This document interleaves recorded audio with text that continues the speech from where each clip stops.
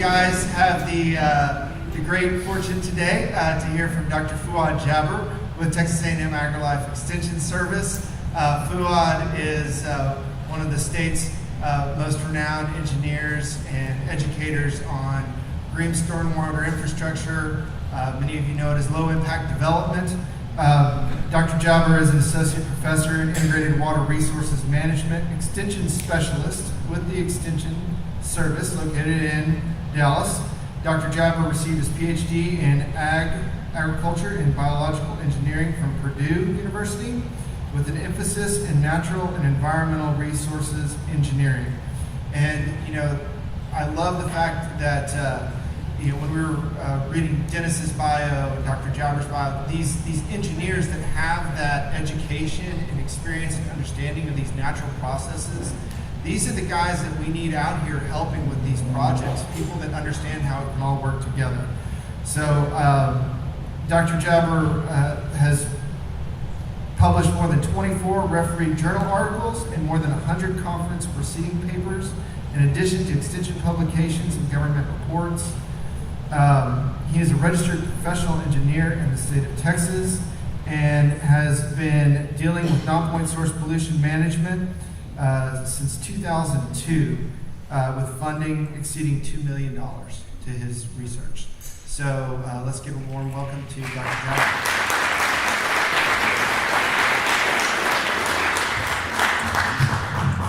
That's good information. I provided, of course. Well, thank you for having me here. I came from Dallas, so I'm very grateful for the invitation and the hospitality. They got me a room and I slept here. I've never been to Wimberley before, so it's my first time. So as I said, I'm an associate professor with Texas A&M University, Texas A&M AgriLife Extension. Who had a question about extension? Yes, you can send soil samples for $25 to A&M. Just talk to your county agent and put your soil in a bag, fill a form online, put a $25 check and send it, and they'll send you. If you want more information, then you can pay up to $100 and get information that probably you won't need. And I do come from Dallas, but I only eat vitamins and antihistamines, so I'm not polluting your water here in case. And I am from A&M, but I think my information is valid. So we've heard a lot about green stormwater infrastructure, but since I'm the professor, I'm going to give you the background here. Why do we need green stormwater infrastructure? So storm is a natural environment, water is natural material. Why is stormwater a problem? It's a problem because humans alter the surface of the earth. That's the problem. The problem is not the stormwater actually, it's just the way humans have dealt with it. And so here is a fast comparison of a natural area. There's, I think, 1 acre of that in the word left, an undisturbed land. This is right here. And this is a typical quarter-acre land with a house and a yard. And it shows the difference in terms of water volume here. When it rains here, the trees capture a lot of the water. Some of that water evaporates directly from the trees, so it's not actually it doesn't even make it to the ground. Whatever makes it to the ground, it goes as throughfall to the ground, and then what happens when it hits a natural area, it starts infiltrating, and water starts going into the ground until either the soil is saturated or it's actually accumulating at a speed that's too fast for the soil, so it exceeds infiltration, and that's when we get runoff. Runoff, as it moves in natural areas, it's hindered by rocks, topography, vegetation, root system, trees, and so as it's slowed down, more and more of it infiltrates, and the majority of the water goes down. A very small portion of the total rainfall makes it to the water body over the surface. The majority of that goes into the ground. That divides into 2 sections. One goes all the way down to the groundwater, and that's mostly in high, soils that are coarse, like sand or loams. In clay soils, some of the water goes to the groundwater, mostly through cracks due to dry soils.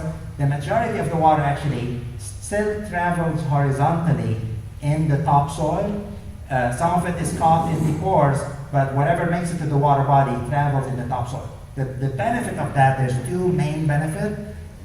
Soils that have water in them traveling, they have a maximum speed that it cannot be exceeded, and that's hydraulic conductivity.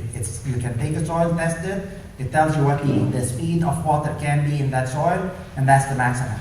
And that in clay, it's very, very slow. It's probably 100,000 times slower than what would flow over the ground. In sands, it's probably 100 to 1,000 times slower, but it will travel through the soil. That means that the rain that fell today will just go slowly to the water body over the next 3, 4, 5 weeks, rather than flowing overland in a very fast period.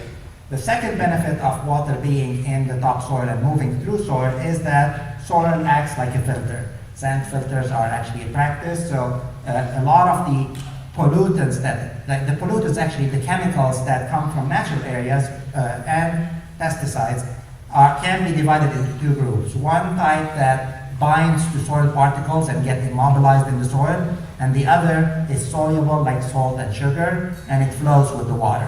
When you're forcing water to flow in that topsoil, the soluble ones are absorbed again or broken down by microbes or absorbed again by plants, and the ones that get immobilized, they actually get captured on the soil particle. There's a chemical bond happening, and they stay there. So that water that flows here is usually clearer in natural system. Comes humans, they cut the trees, reducing the first defense line, if you want. One, two, or two, three are left, and then they use their big bulldozers to build this house, so they compact the soil as much as they can here, then come back and buy 2 inches of topsoil and lay it on the, and put sod that they mow at least twice a week, so the root system is equal to the height of your grass, so you have a root system that's this big compared to the very deep root system here. So not only water that falls on the impervious surfaces is going to become runoff, actually a portion of the water that falls on your lawn will also produce more runoff than these natural areas. Therefore, the water is going to be much faster flowing as runoff, and it's going to be much dirtier, not only because it's not getting treated by the soil, but also because we are creating new types of pollutants, like hydrocarbons on the roads, heavy metals. All these are picked up by the runoff, and they can do the river.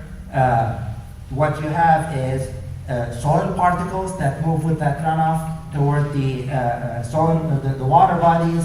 And what's the problem with soil? Again, sediment, soil is a natural material. What's the problem if it goes with the runoff? The problem is that these soils used to be agricultural soils, and through years have been actually accumulating chemicals and pesticides that have been sprayed. We've just mentioned that pollutants are 2 types. Some get bound to soil particles, others are soluble. The ones that are bound to soil particles, when we dig up a former agricultural land for construction and allow sediments to flow with runoff to go to the river, you're actually putting in the water pesticides that your great-grandfather has sprayed, probably. And we call those legacy pollutants. There's a pollutant called chlordane, a pesticide, that peaked in the Trinity River in 2008. It was banned in 1981. The highest ever recorded level of chlordane in the Trinity River in downtown Dallas, which exceeded actually normal safe levels, was in 2008. Why? Because it binds to soil particle. It's a sediment-bound pesticide, and the boom of construction from 80 to that period allowed that increase, and it peaked in 2008. Then it dropped back naturally because 2008 coincided with 1981 when the use of that pesticide was the highest. Hydrocarbons, every time it rains, if you actually run and go look at shallow water flowing, whether it's in parking lots as runoff or in small creeks, there is this rainbow-colored film of oil that floats on the top, showing that there's actually hydrocarbons going in. Even the amount of water is a big problem. Why is it a problem? Because it actually messes with the balance of nature. So rivers form based on 1,000 years of weather data.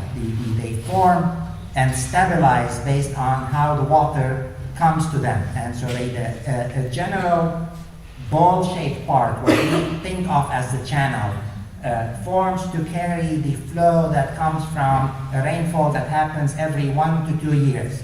That flow, based on most rivers in the world, they've seen that that channel forms naturally to carry that flow. Why? It's because it's a low flow that's non-erosive. The bigger flows, actually, as the river was forming 10 million years ago, these bigger flows, they actually eroded the edges of that channel until there's a floodplain that formed. So now, the flow that comes from the 2-year store flows in the channel. The bigger flows, they actually have to spread on a wider space, and they slow down as a result, and therefore you don't have erosion. That is a stable system.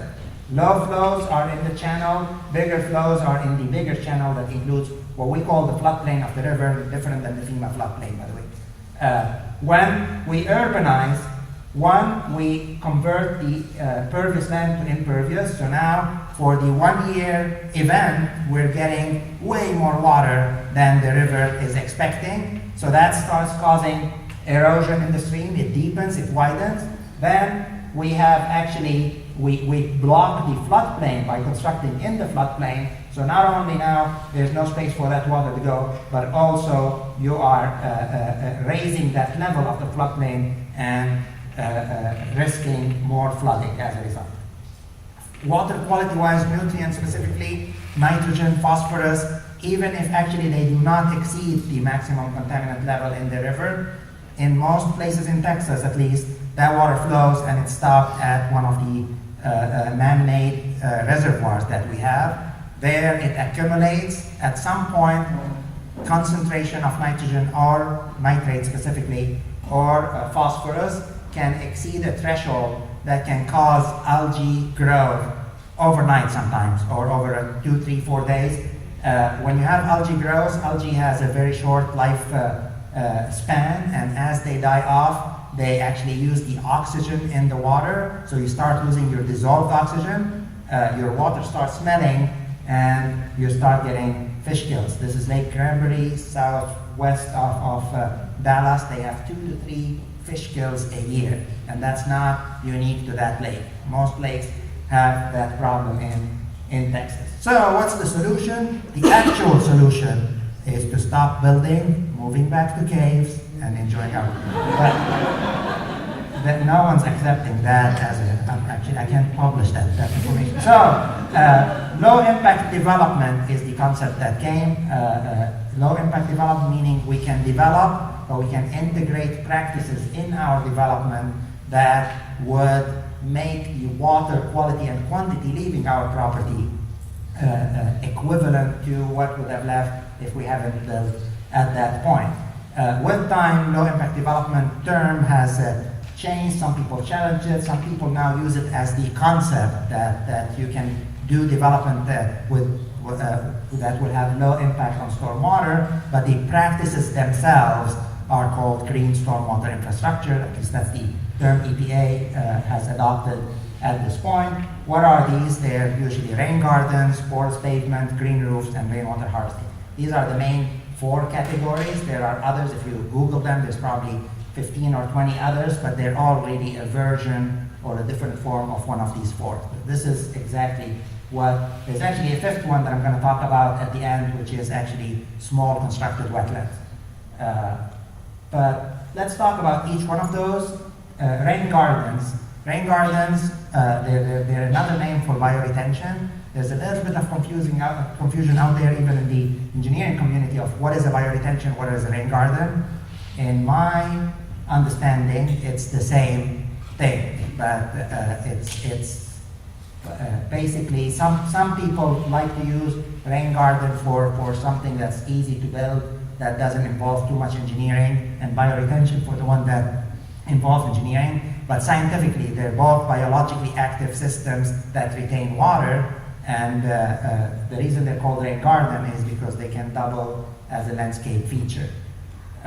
So this is a style, I call it the home rain garden. Some people call that the rain garden. Basically, there's a specific design for it, but It involves just digging a small hole that's 8 inches at the most deep. Usually it's more 6 or 4 inches. You put mulch on top of it, you plant it with native plants, and you put it where runoff is leaving. Water comes in, fills it up. That water interacts with the plants, with the soil, and whenever it fills up, it will overflow exactly where that water was going before that. Doesn't need too much engineering. You can actually get a couple of guidelines online. There's a few fact sheets. There's one A&M produced, and it tells you how to size it, how big should it be, how deep should it be, depending on different factors in your house. You can hire a couple of teenagers to do the digging, and you're in business. The commercial type of bioretention, you can't hire teenagers to do it. You do need to get permits for it, you get heavy machinery, and the reason is it's usually in islands of parking lot or of medians of roads, and it does involve digging down, removing native soils, replacing it with a high infiltration soil. We usually put perforated pipe in the system. We account for overflow, so we have to direct the overflow toward the stormwater system. So these are engineered systems that usually can get credit from cities for reducing impervious areas. This is an example of a bioretention in the median of a road. You can see the roads are sloped toward the median rather than centered in the middle, and as the water goes toward the median, it will fill up that deep area right here, and then at the end, I'm not sure it's clear, there's an overflow structure, so whenever the water is ponding at 6 inches or so, it overflows in an outflow structure that's probably connected to the stormwater system in that place. So this is the bioretention area I said about. We dig down around 3 to 4 feet and put a perforated pipe in the middle, and we have some ponding area, and we can calculate engineering-wise, unlike the home rain garden. Engineering-wise, you can actually calculate the pore space in that rain garden plus the ponding area, and you can calculate the exact amount of water that would be stored in that system, and therefore you can use it for actually getting credit for reducing a very specific volume of water in your system. Now, do these systems work? And a more difficult question is, do they work in the clay areas we have here in the Blackland Prairie? I'm not sure it's here, but in Texas in general. And so a lot of people actually were doubting. When I joined A&M in 2007, there was an article that one of the local large engineering companies has published in their newsletter that everybody was sending around, that these systems don't work in clay areas because we don't have infiltration, so how are we going to be putting infiltration system? So I used that to actually get a grant from TCEQ and test these systems, and so we built a rain garden at the Dallas Center that collected from a large parking area, so it was a 2,500 square foot rain garden that was 4 feet deep, and we measured data over 2 years. And so here's rainfall. The blue is the water that, the volume of water that came into the rain garden for each of these storms. The red is what came out. Overall, 49% of the runoff that left the parking lot never left the property. We have forced it to infiltrate. The remaining 51% was treated. It mostly flowed out through the perforated pipe. It didn't overflow. So it's water that traveled the soil of the rain. It went in, traveled the soil, and left through the perforated pipe. So 49% never left, 51% left, but it was a much better quality. But how can I prove it? We did a lot of study. We measured several things. I'm only showing sediments here because it's the most relevant for parking lots. We reduced sediment load, the amount of sediments that left we compared just the inflow to the outflow of that rain garden. 90% less sediments were in the outflow than was in the outflow than the inflow to the rain garden. As you can see here, the mass in milligrams of total suspended solids, which basically is sediments, coming into the rain garden, and the amounts that left the rain garden in red. So yes, they do work very well. 50% reduction in runoff, 90% reduction of sediments. All nutrients, nitrate, phosphorus, were reductions above 70%. Even E. coli was reduced by 65% from that rain garden. Here's my rain garden, collected from the parking lot. And it's still standing. This is my car as I was coming here to take a picture. That car disappeared and does not exist, but the rain garden is still there. So it has a long lifetime, longer than a car at least. Porous pavement. What is porous pavement? It's basically material that you can use as pavement for parking lots or sidewalks, but actually it's made of material that is porous, so it has pores like soil. So it's strong enough to allow a car to park on it, but also it allows infiltration through it. So there are several types. This is our paver blocks. It's actually at the Dallas Center when we built. These are interlocking paver blocks. Basically, they're similar to typical pavers, but they have a small tooth, if you want, on the edge. So when you put them together, there's a minimum space that's open. You fill that with pea gravel, and when it rains, water goes between the pavers and infiltrates through the ground. Porous concrete is basically concrete that doesn't have very fine elements, so and it has other chemicals, but as you put it together, it will have pores in it. So of course you can smooth it on the top, that's why it looks granular like this. Porous asphalt actually looks like regular asphalt, because asphalt is not actually smooth, but it's very hard to find, by the way. You can also use these systems where you use plastic grids that you can plant with sod, or you can put gravel on them.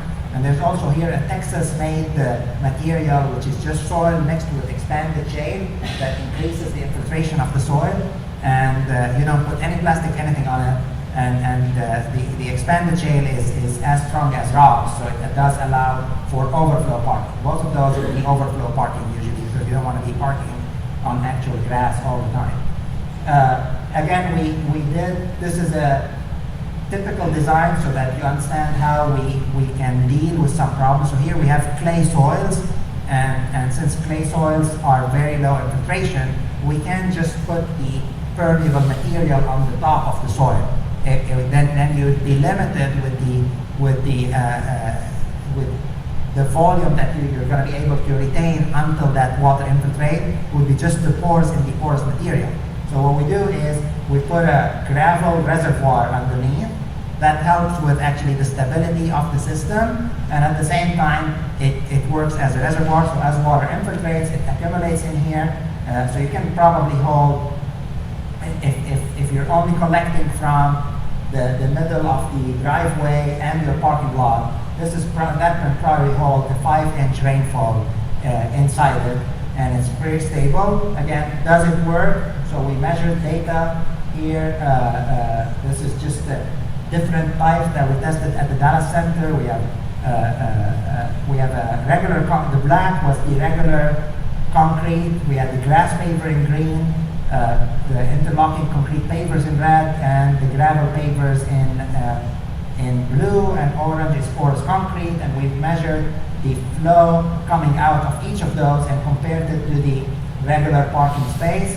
And this is what we found. We had reduction around 70 to 90% in volume. So it held 70 to 90% of the runoff from the property. And again, TSS, meaning sediments, we had a reduction of 48 to 57% in the man-made material, and we had an 84% in the grass pavers, simply because there's a soil and the pores are smaller in that system, and most of it probably settled on the top and reduced the sediment load leaving the parking spaces. Here's the permeable interlocking concrete pavers. As I said, there's a design space in between the pavers as you put them that you fill with pea gravel, and water infiltrates through them.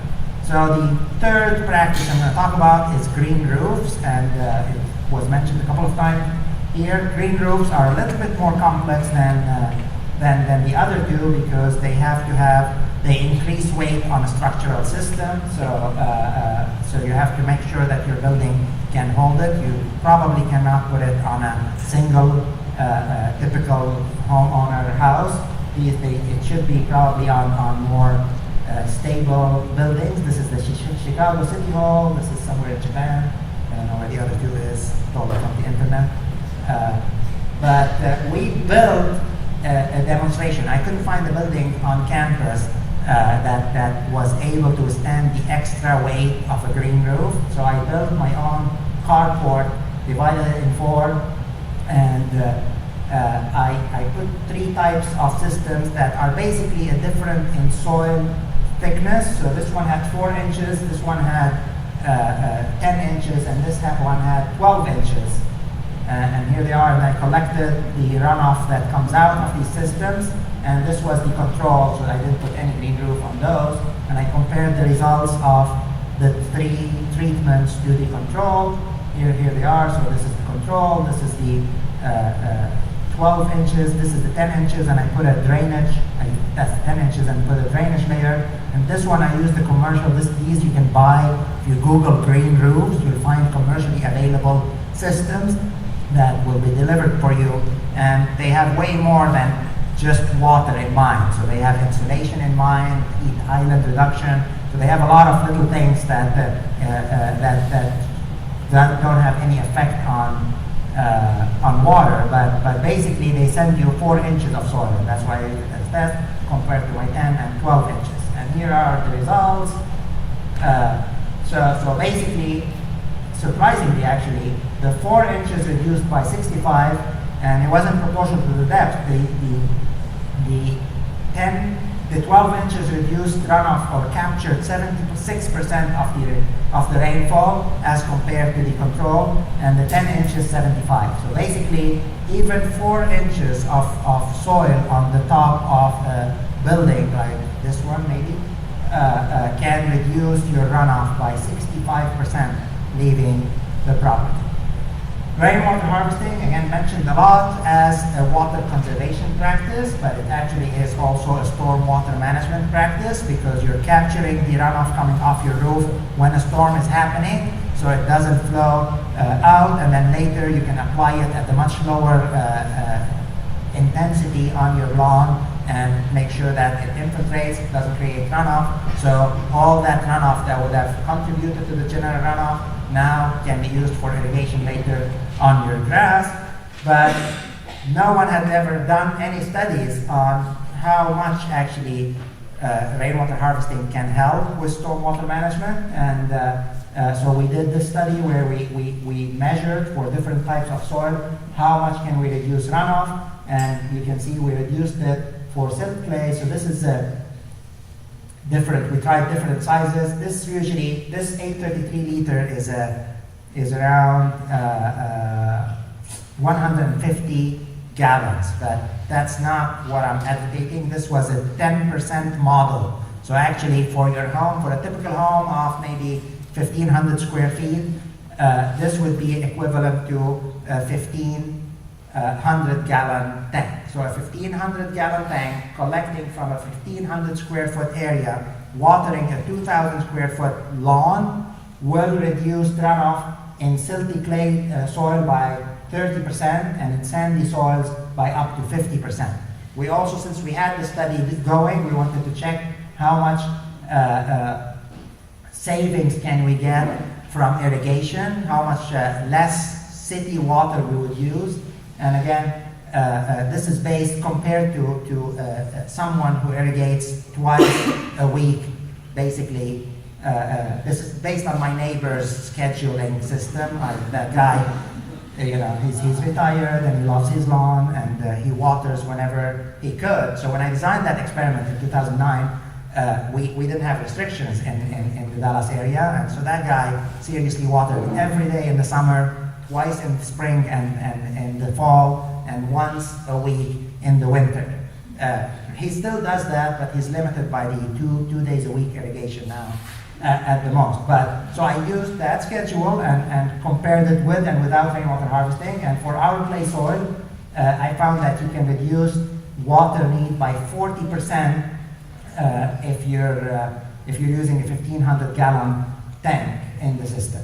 I actually did more study where I tried to see if what if you actually water according to irrigation recommendation using the evapotranspiration recommended method. If you don't know about that, check it out on a Texas A&M website called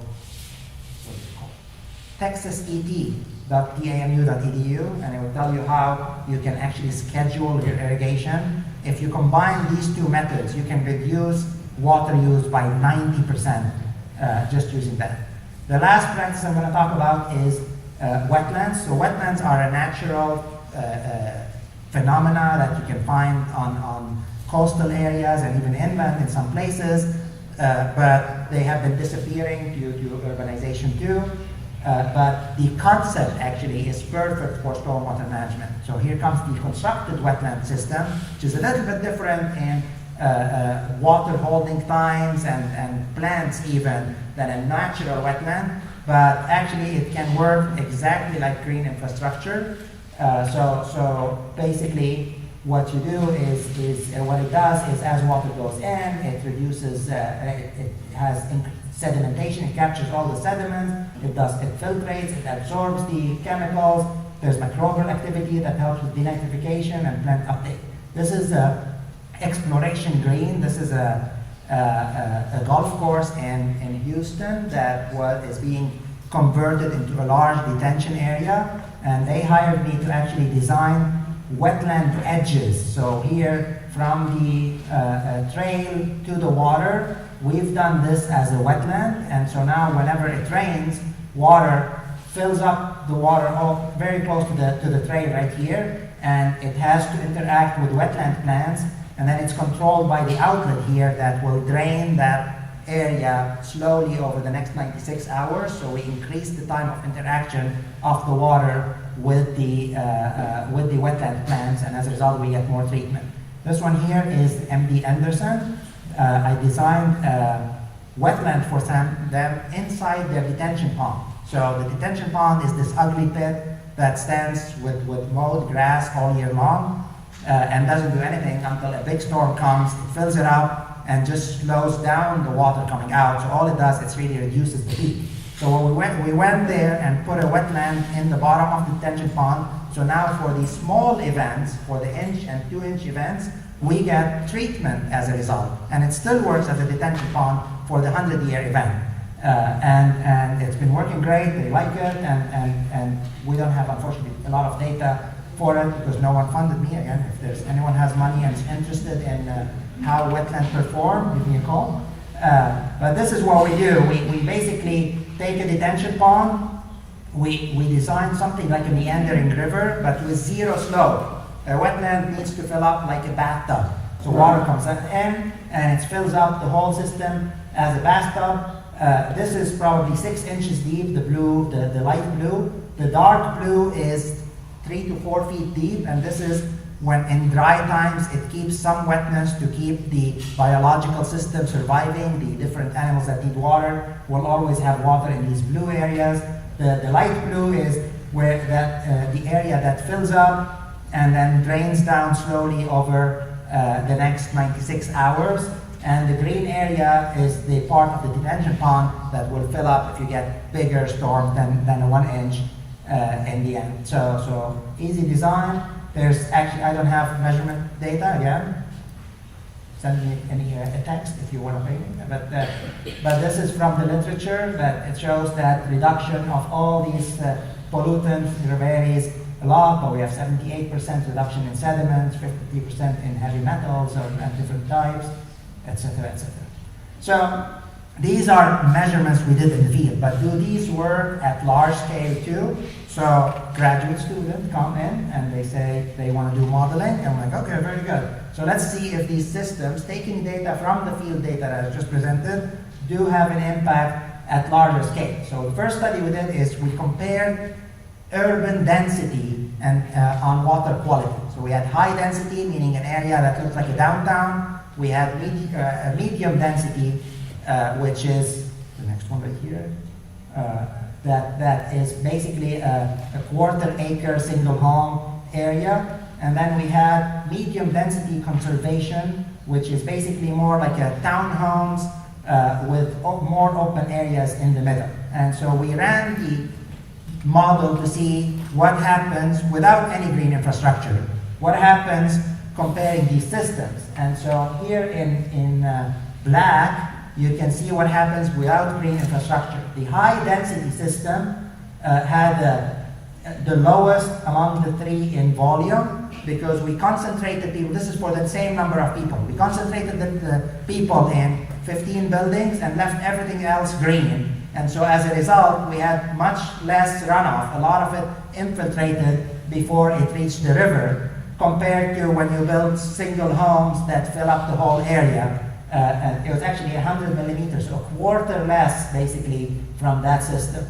Water quality, nitrate, followed the same pattern. It was like a quarter less nitrate coming out because nitrate is soluble, so it follows the water pattern. Phosphorus, on the other hand, was more or less similar in the three systems because it's actually soil bound, and so even the green areas still were contributing soil particles. Then we put green infrastructures in the system and looked at the results, and actually green infrastructure made the single homes nearly equal to so it was better than the high density alone, and it was nearly equal to the high density with the green infrastructure. Same thing with nitrate, and in phosphorus it actually made the medium density system better than the high density system. So green infrastructure makes all these density systems equal. The last thing, this is a watershed in Austin, it's called Blunt Creek. They asked us to model it and check what would green infrastructure do to the river there. And again, we compared the shear stress, which is the erosion causing force in rivers, when you have green infrastructure in all of watershed, compared to no green infrastructure in detention pond. And that light blue is what happened when you put rain gardens everywhere in the watershed compared to what's happening now. So it reduces erosion nearly to zero. Peak flow also is reduced as a result.